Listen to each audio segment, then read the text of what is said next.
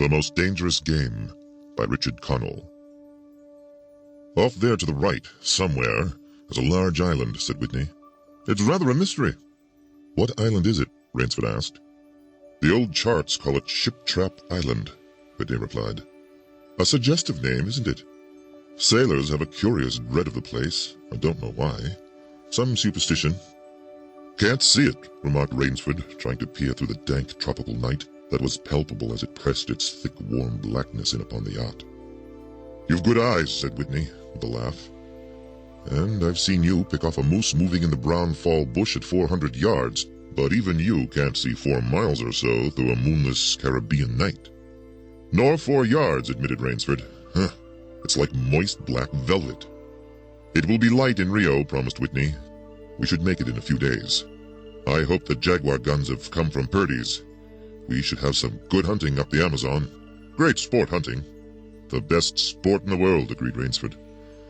For the hunter, amended Whitney, not for the Jaguar. Don't talk rot, Whitney, said Rainsford. You're a big game hunter, not a philosopher. Who cares how a Jaguar feels? Perhaps the Jaguar does, observed Whitney. Bah! They've no understanding. Even so, I rather think they understand one thing, fear. The fear of pain and the fear of death. Nonsense, laughed Rainsford. This hot weather is making you soft, Whitney. Be a realist. The world is made up of 2 classes, the hunters and the huntees. Luckily, you and I are the hunters. Do you think we've passed that island yet? I can't tell in the dark. I hope so. Why? Asked Rainsford. The place has a reputation, a bad one. Cannibals, suggested Rainsford. Hardly. Even cannibals wouldn't live in such a godforsaken place. But it's gotten into sailor lore somehow. Didn't you notice that the crew's nerves seemed a bit jumpy today? They were a bit strange, now you mention it. Even Captain Nielsen. Yes, even that tough-minded old Swede who'd go up to the devil himself and ask him for a light. Those fishy blue eyes held a look I never saw there before.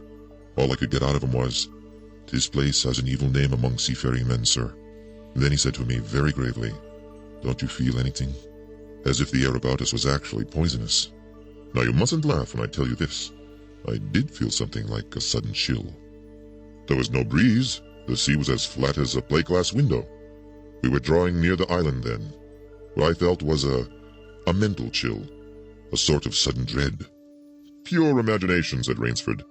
One superstitious sailor can taint the whole ship's company with his fear. Maybe, but sometimes I think sailors have an extra sense that tells them when they are in danger. Sometimes I think evil is a tangible thing, with wavelengths, just as sound and light have. An evil place can, so to speak, broadcast vibrations of evil. Anyhow, I'm glad we're getting out of this zone. Well, I think I'll turn in now, Rainsford. I'm not sleepy, said Rainsford. I'm going to smoke another pipe on the afterdeck. Good night then, Rainsford. See you at breakfast. Right. Good night, Whitney. There was no sound in the night as Rainsford sat there but the muffled throb of the engine that drove the yacht swiftly through the darkness and the swish and ripple of the wash of the propeller. Rainsford, reclining in a steamer chair, indolently puffed on his favorite briar. The sensuous drowsiness of the night was on him. It's so dark, he thought, that I could sleep without closing my eyes. The night would be my eyelids. An abrupt sound startled him. Off to the right he heard it, and his ears, expert in such matters, could not be mistaken. Again he heard the sound, and again. Somewhere, off in the blackness, someone had fired a gun 3 times. Rainsford sprang up and moved quickly to the rail, mystified. He strained his eyes in the direction from which the reports had come, but it was like trying to see through a blanket. He leaped upon the rail and balanced himself there to get greater elevation. His pipe, striking a rope, was knocked from his mouth. He lunged for it. A short, hoarse cry came from his lips as he realized he had reached too far and had lost his balance. The cry was pinched off short as the blood-warm waters of the Caribbean Sea closed over his head. He struggled up to the surface and tried to cry out, but the wash from the speeding yacht slapped him in the face, and the salt water in his open mouth made him gag and strangle. Desperately, he struck out with strong strokes after the receding lights of the yacht, but he stopped before he had swum 50 feet. A certain cool-headedness had come to him. It was not the first time he had been in a tight place. There was a chance that his cries could be heard by someone aboard the yacht, but that chance was slender and grew more slender as the yacht raced on. He wrestled himself out of his clothes and shouted with all his power, The lights of the yacht became faint and ever-vanishing fireflies. Then they were blotted out entirely by the night. Rainsford remembered the shots. They had come from the right, and doggedly he swam in that direction, swimming with slow, deliberate strokes, conserving his strength. For a seemingly endless time he fought the sea. He began to count his strokes. He could do possibly 100 more, and then Rainsford heard a sound. It came out of the darkness, a high screaming sound, the sound of an animal in an extremity of anguish and terror. He did not recognize the animal that made the sound. He did not try to. With fresh vitality he swam toward the sound. He heard it again. Then it was cut short by another noise. Crisp, staccato. Pistol shot, muttered Rainsford, swimming on. 10 minutes of determined effort brought another sound to his ears, the most welcome he had ever heard. The muttering and growling of the sea breaking on a rocky shore. He was almost on the rocks before he saw them. On a night less calm, he would have been shattered against them. With his remaining strength, he dragged himself from the swirling waters. Jagged crags appeared to jut into the opaqueness. He forced himself upward, hand over hand. Gasping, his hands raw, he reached a flat place at the top. Dense jungle came down to the very edge of the cliffs. What perils that tangle of trees and underbrush might hold for him did not concern Rainsford just then. All he knew was that he was safe from his enemy, the sea, and that utter weariness was on him. He flung himself down at the jungle edge and tumbled headlong into the deepest sleep of his life. When he opened his eyes, he knew from the position of the sun that it was late in the afternoon. Sleep had given him new vigor. A sharp hunger was picking at him. He looked about him, almost cheerfully. Where there are pistol shots, there are men. Where there are men, there is food, he thought. But what kind of men, he wondered, in so forbidding a place? An unbroken front of snarled and ragged jungle fringed the shore. He saw no sign of a trail through the closely knit web of weeds and trees. It was easier to go along the shore, and Rainsford floundered along by the water. Not far from where he had landed, he stopped. Some wounded thing, by the evidence of a large animal, had thrashed about in the underbrush. The jungle weeds were crushed down and the moss was lacerated. One patch of weeds was stained crimson. A small, glittering object not far away caught Rainsford's eye, and he picked it up. It was an empty cartridge. A .22, he remarked. That's odd. It must have been a fairly large animal, too. The hunter had his nerve with him to tackle it with a light gun. It's clear that the brute put up a fight. I suppose the first 3 shots I heard was when the hunter flushed his quarry and wounded it. The last shot was when he trailed it here and finished it. He examined the ground closely and found what he had hoped to find, the print of hunting boots. They pointed along the cliff in the direction he had been going. Eagerly he hurried along, now slipping on a rotten log or a loose stone, but making headway. Night was beginning to settle down on the island. Bleak darkness was blacking out the sea and jungle when Rainsford sighted the lights. He came upon them as he turned a crook in the coastline, and his first thought was that he had come upon a village, for there were many lights. But as he forged along, he saw to his great astonishment that all the lights were in one enormous building, a lofty structure with pointed towers plunging upward into the gloom. His eyes made out the shadowy outlines of a palatial chateau. It was set on a high bluff, and on 3 sides of it cliffs dived down to where the sea licked greedy lips in the shadows. Mirage, thought Rainsford.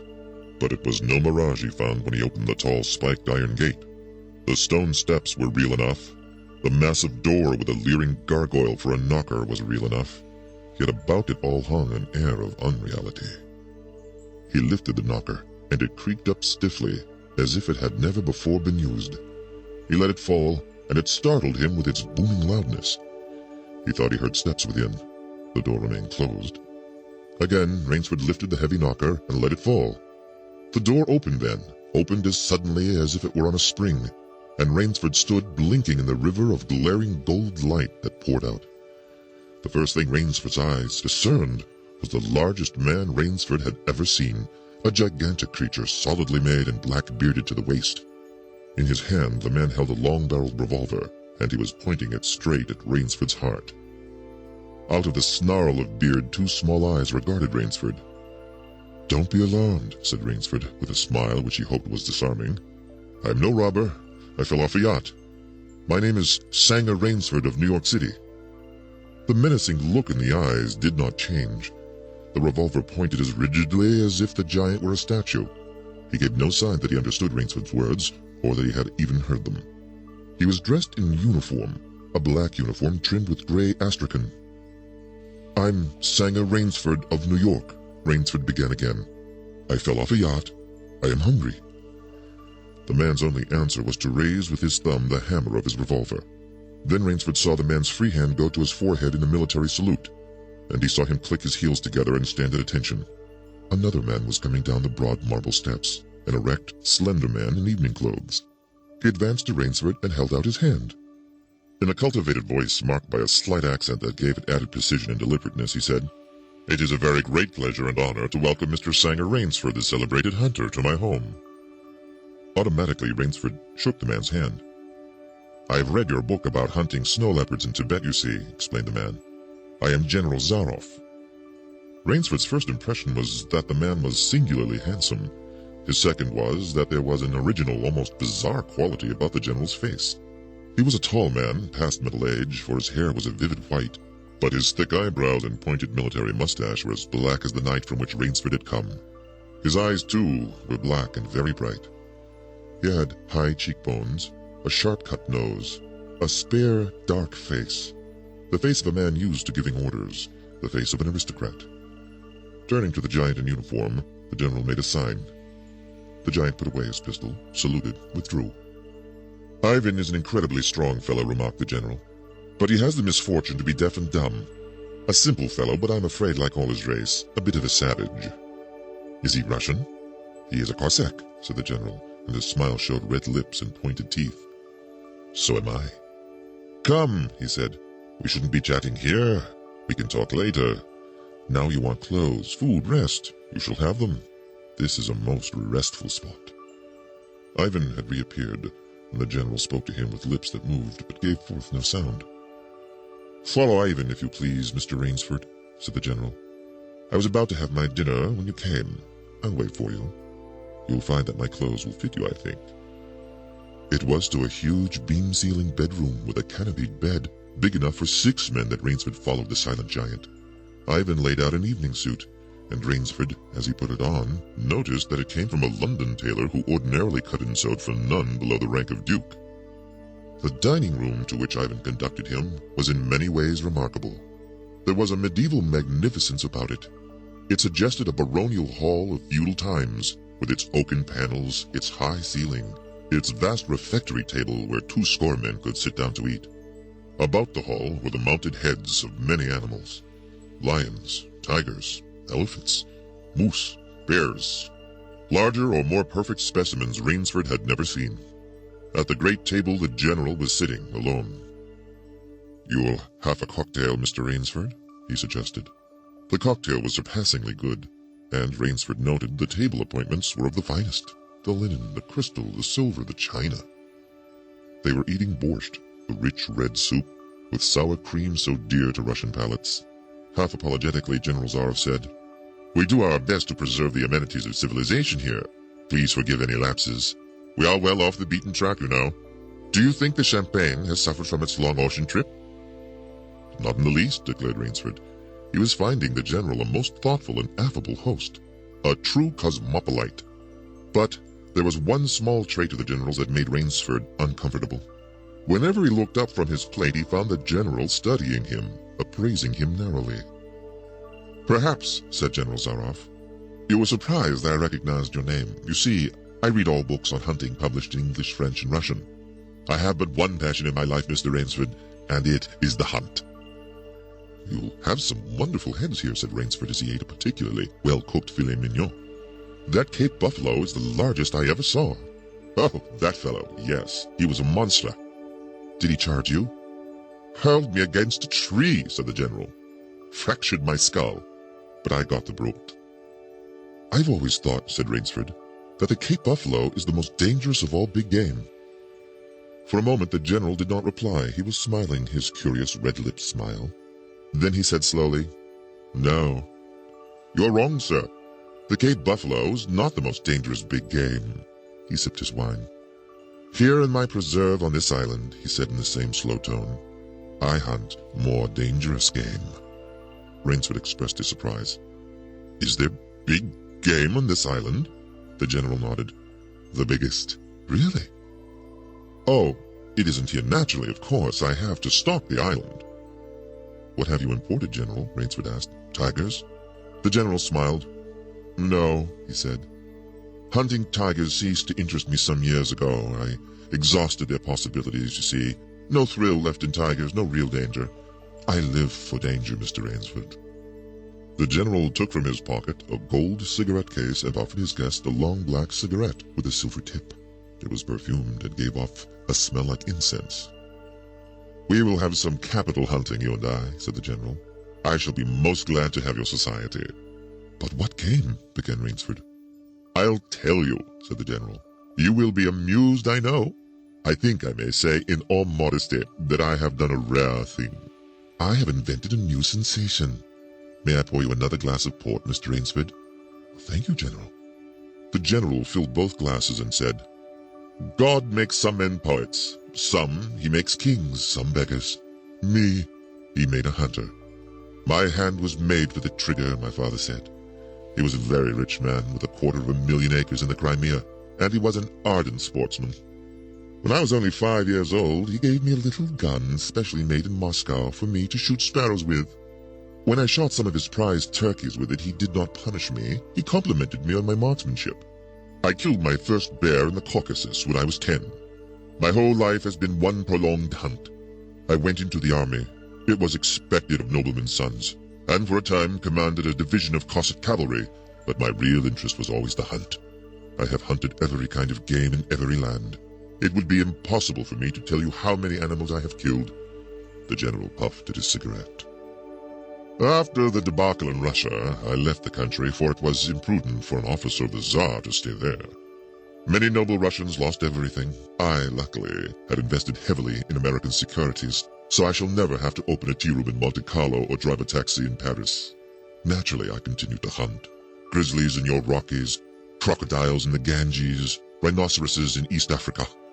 It was in Africa that the Cape buffalo hit me and laid me up for 6 months. As soon as I recovered, I started for the Amazon to hunt jaguars, for I had heard they were unusually cunning. They weren't. The Cossacks sighed.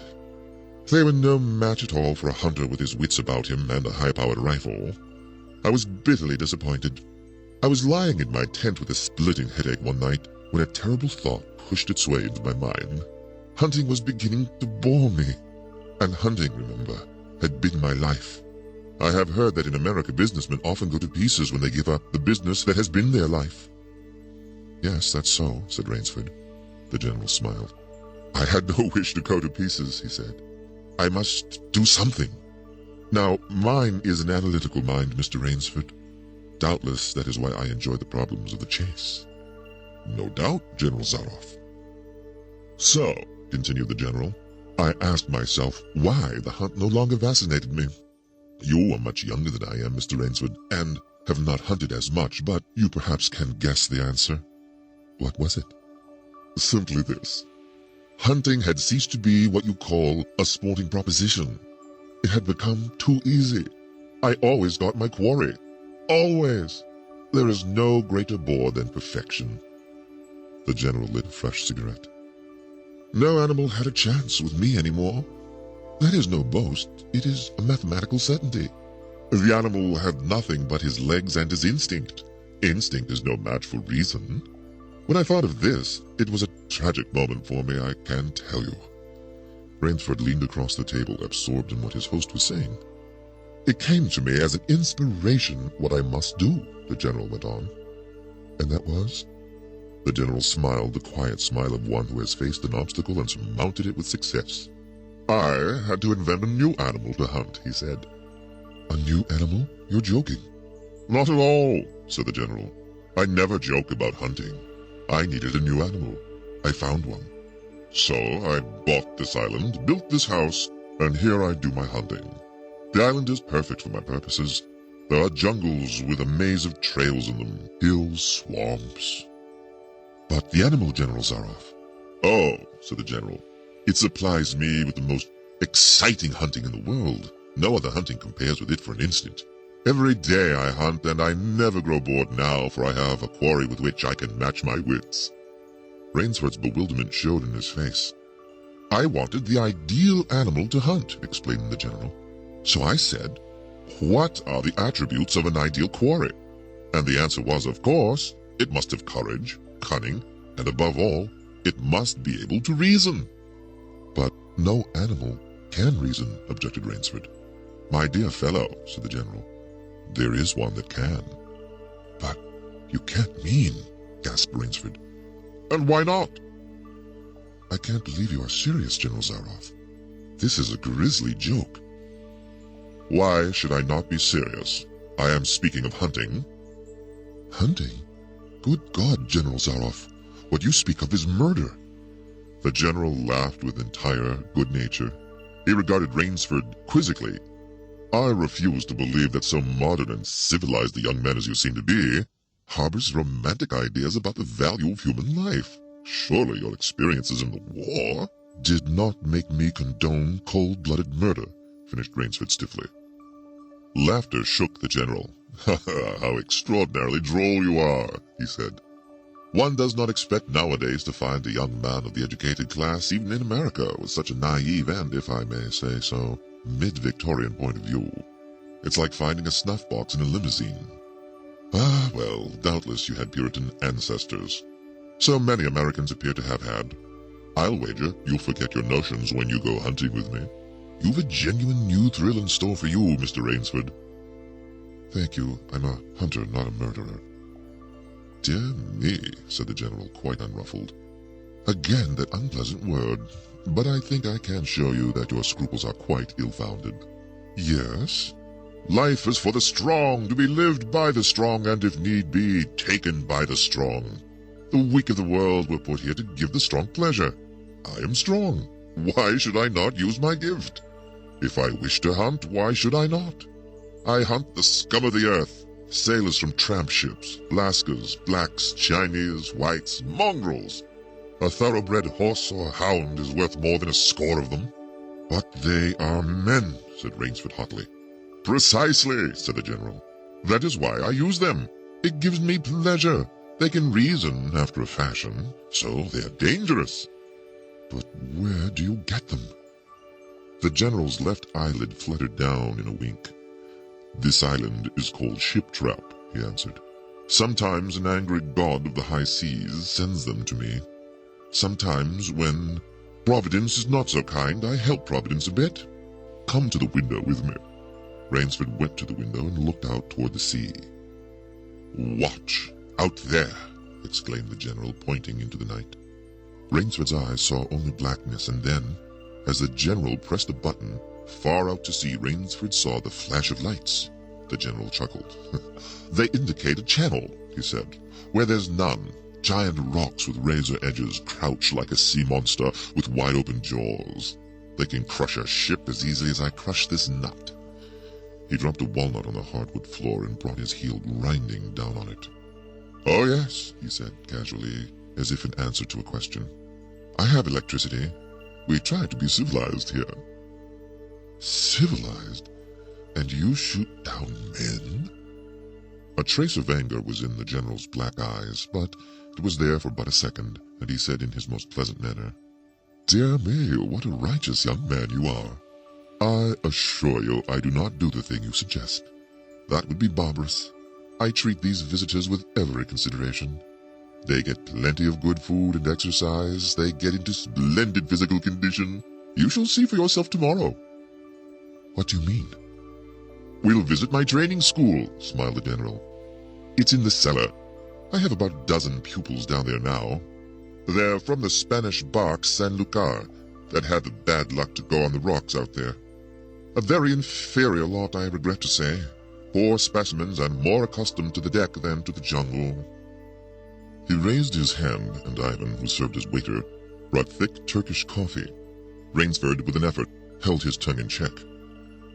It's a game, you see, pursued the general blandly. I suggest to one of them that we go hunting. I give him a supply of food and an excellent hunting knife. I give him 3 hours' start. I am to follow, armed only with a pistol of the smallest caliber and range. If my quarry eludes me for 3 whole days, he wins the game. If I find him, the general smiled, he loses. Suppose he refuses to be hunted? "Oh," said the general. "I give him his option, of course. He need not play that game if he doesn't wish to. If he does not wish to hunt, I turn him over to Ivan. Ivan once had the honor of serving as official nauter to the Great White Tsar, and he has his own ideas of sport. Invariably, Mr. Rainsford, invariably they choose the hunt." "And if they win?" The smile on the general's face widened. "To date, I have not lost," he said. Then he added hastily, "I don't wish you to think me a braggart, Mr. Rainsford. Many of them afford only the most elementary sort of problem. Occasionally, I strike a Tartar. One almost did win. I eventually had to use the dogs." "The dogs?" "This way, please. I'll show you." The general steered Rainsford to a window. The lights from the window sent a flickering illumination that made grotesque patterns on the courtyard below, and Rainsford could see moving about there a dozen or so huge black shapes. As they turned toward him, their eyes glittered greenly. "A rather good lot, I think," observed the general. "They are let out at 7 every night. If anyone should try to get into my house, or out of it, something extremely regrettable would occur to him." He hummed a snatch of song from the Folie Bergère. "And now," said the general, "I want to show you my new collection of heads. Will you come with me to the library?" "I hope," said Rainsford, "that you will excuse me tonight, General Zaroff. I'm really not feeling at all well." "Ah, indeed?" the general inquired solicitously. "Well, I suppose that's only natural after your long swim. You need a good restful night's sleep. Tomorrow you feel like a new man, I'll wager. Then we'll hunt, huh?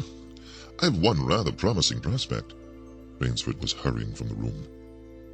"Sorry you can't go with me tonight," called the general. "I expect rather fair sport. A big, strong black. He looks resourceful. Well, good night, Mr. Rainsford. I hope you have a good night's rest." The bed was good and the pajamas of the softest silk, and he was tired in every fiber of his being.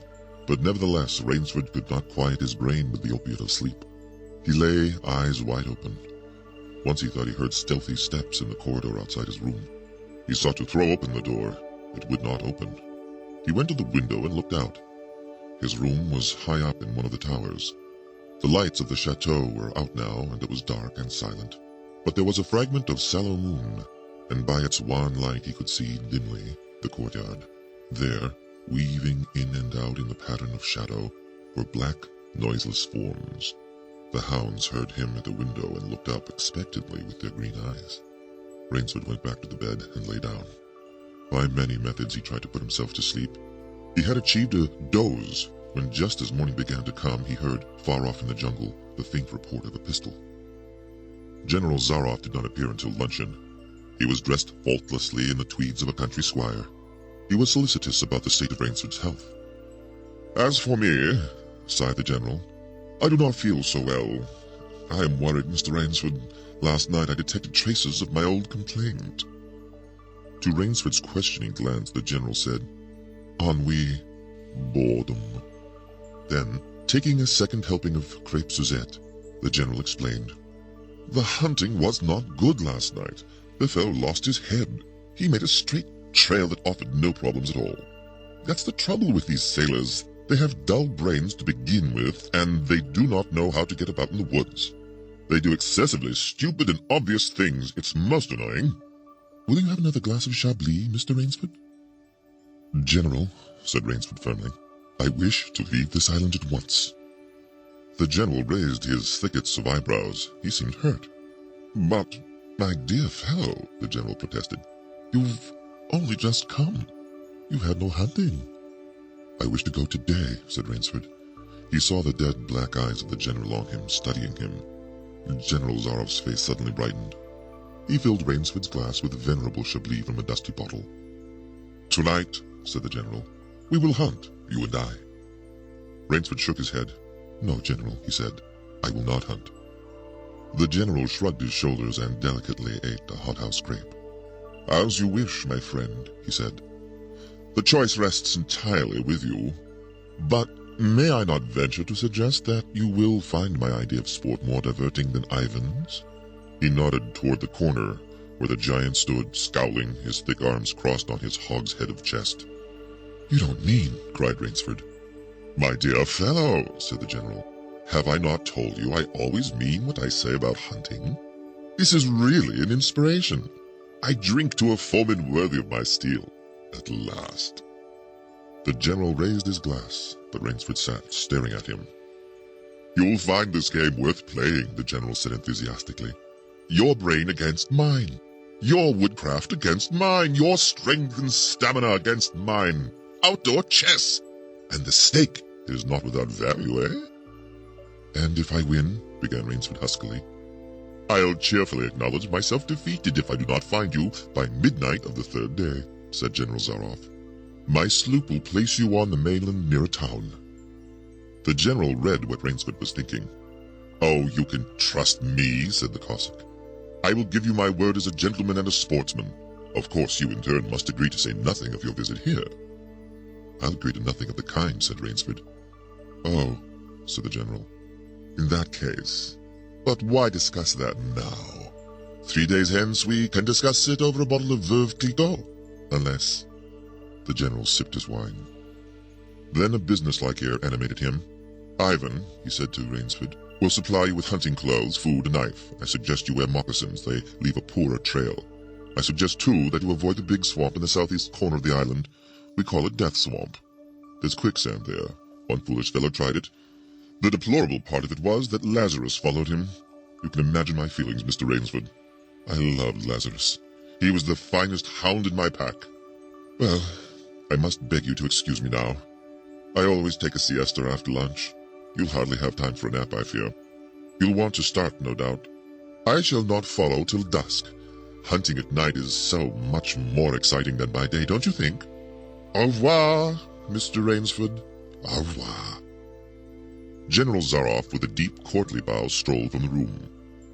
From another door came Ivan. Under one arm he carried khaki hunting clothes, a haversack of food, a leather sheath containing a long-bladed hunting knife.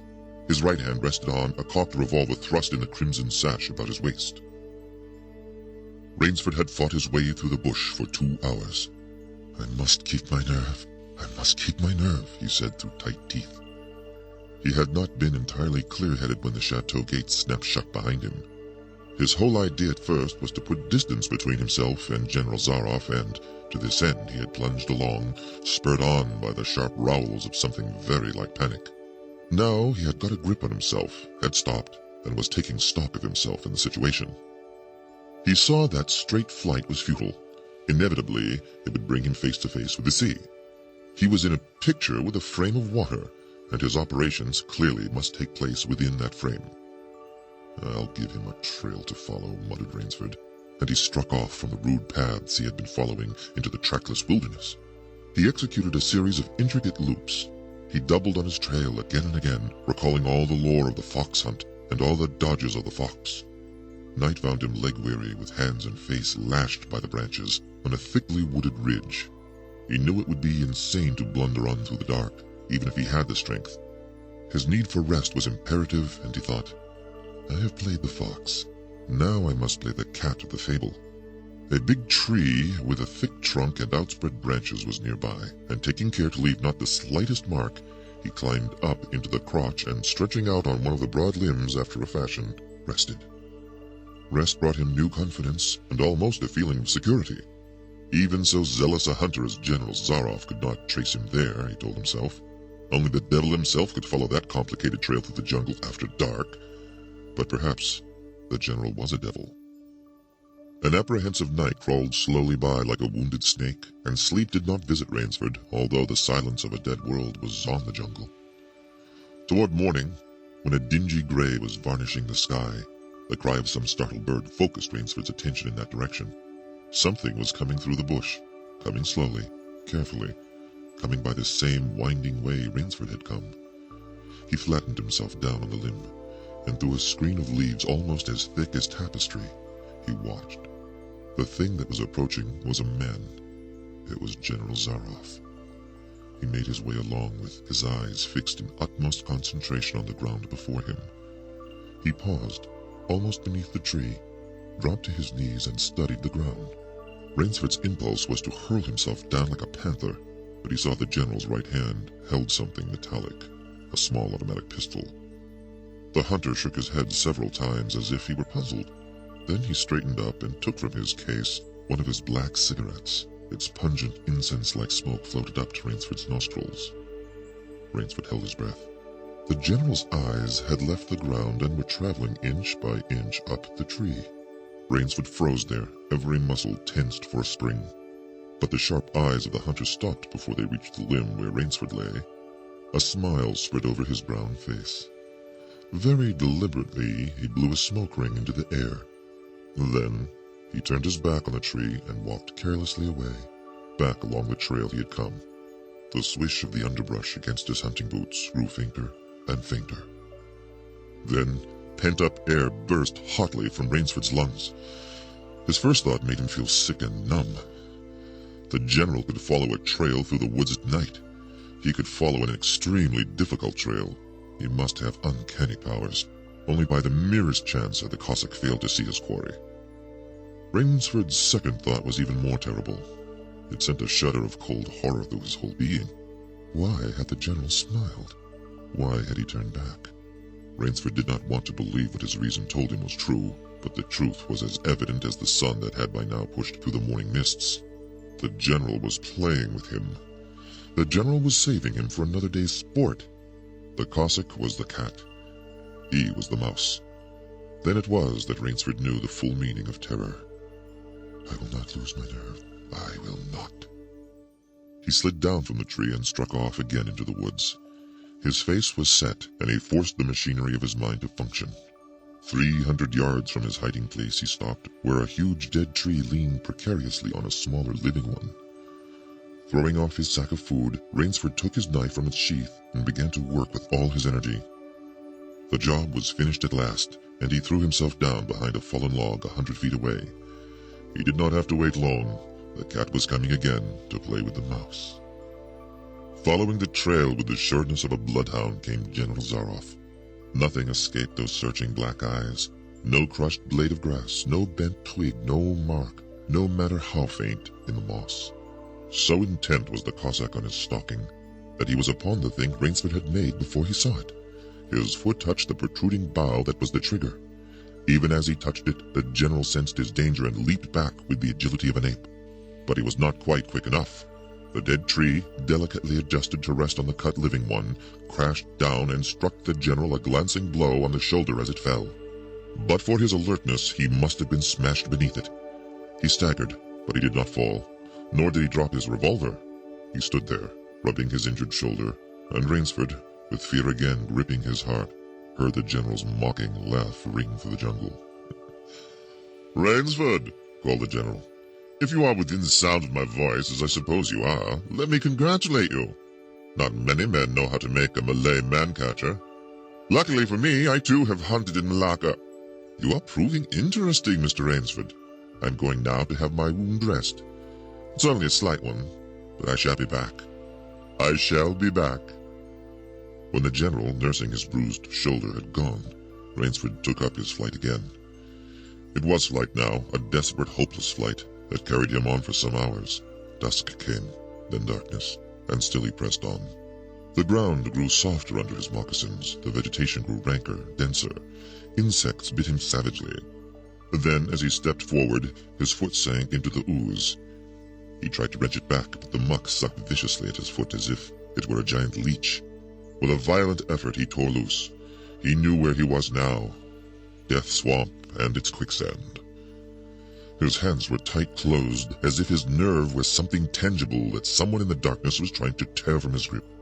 The softness of the earth had given him an idea. He stepped back from the quicksand a dozen feet or so, and, like some huge prehistoric beaver, he began to dig. Rainsford had dug himself in France when a second's delay meant death. That had been a placid pastime compared to his digging now. The pit grew deeper. When it was above his shoulders, he climbed out and from some hard saplings cut stakes and sharpened them to a fine point. These stakes he planted in the bottom of the pit with the point sticking up. With flying fingers he wove a rough carpet of weeds and branches, and with it he covered the mouth of the pit. Then, wet with sweat and aching with tiredness, he crouched behind the stump of a lightning-charred tree. He knew his pursuer was coming. He heard the padding sound of feet on the soft earth. and the night breeze brought him the perfume of the general's cigarette. It seemed to Rainsford that the general was coming with unusual swiftness. He was not feeling his way along, foot by foot. Rainsford, crouching there, could not see the general, nor could he see the pit.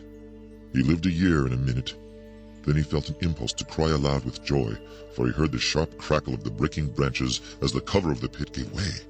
He heard the sharp scream of pain as the pointed stakes found their mark. He leaped up from his place of concealment. Then he cowered back. 3 feet from the pit, a man was standing with an electric torch in his hand. "You've done well, Rainsford," the voice of the general called. "Your Burmese tiger pit has claimed one of my best dogs. Again, you score. I think, Mr. Rainsford, I'll see what you can do against my whole pack. I'm going home for a rest now. Thank you for a most amusing evening." At daybreak, Rainsford, lying near the swamp, was awakened by the sound that made him know that he had new things to learn about fear. It was a distant sound, faint and wavering, but he knew it.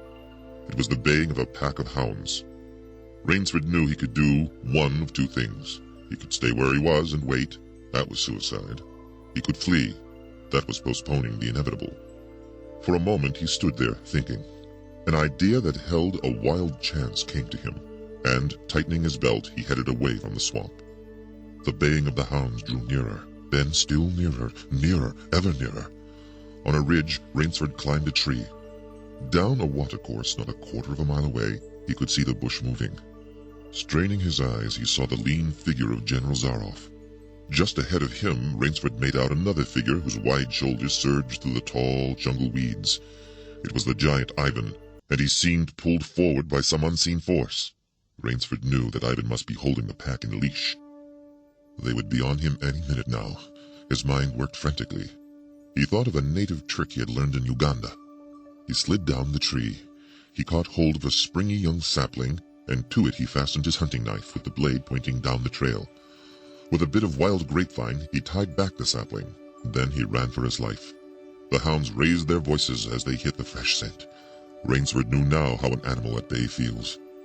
He had to stop to get his breath. The baying of the hounds stopped abruptly, and Rainsford's heart stopped too. They must have reached the knife. He shinnied excitedly up a tree and looked back. His pursuers had stopped, but the hope that was in Rainsford's brain when he climbed died. For he saw in the shallow valley that General Zaroff was still on his feet, but Ivan was not. The knife, driven by the recoil of the springing tree, had not wholly failed.